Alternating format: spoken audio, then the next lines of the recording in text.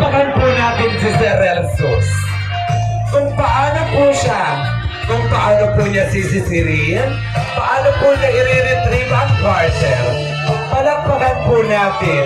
Napakagandang hangin, napakagandang panahon na kung saan si Sir Relsus ay kukunin ang garter sa kanyang napakagandang asawa.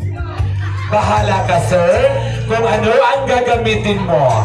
Much better, ang gamitin mo ay ang iyong very kissable lips and mouth. Huwag ang kamay. Remove the garter to your wife. Okay. Gamitin ang bibig. Palakpakan natin si Sir! Palakpakan natin si Sir!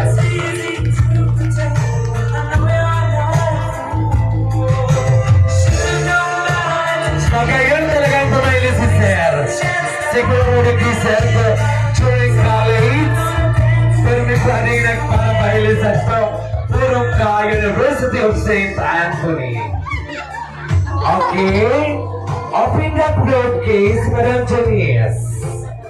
Ang kukunin ang garter, hindi yung unang garter. Ang unang garter, mamaya pa yun. Sumirong yung ka, Sir. Sumirong! Ayan! Tiklod, Sir. Tiklod! Tiklod!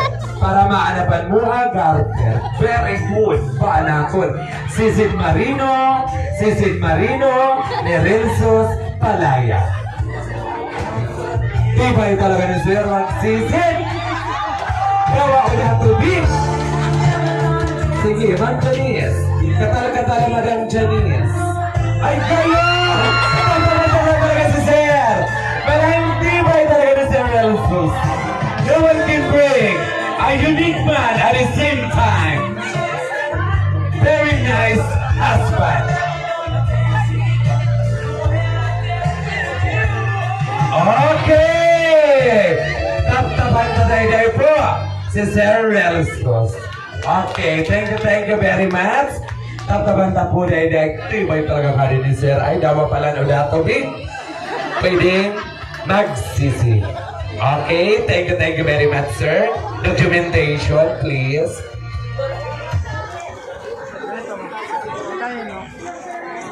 Ay, sir, nagsintabo na pala sa tulog ito. Ikaw na po ka. Sige na po. O, pa-picture na, sir. Tayin mo yung ano. Iarap mo ka na, sir.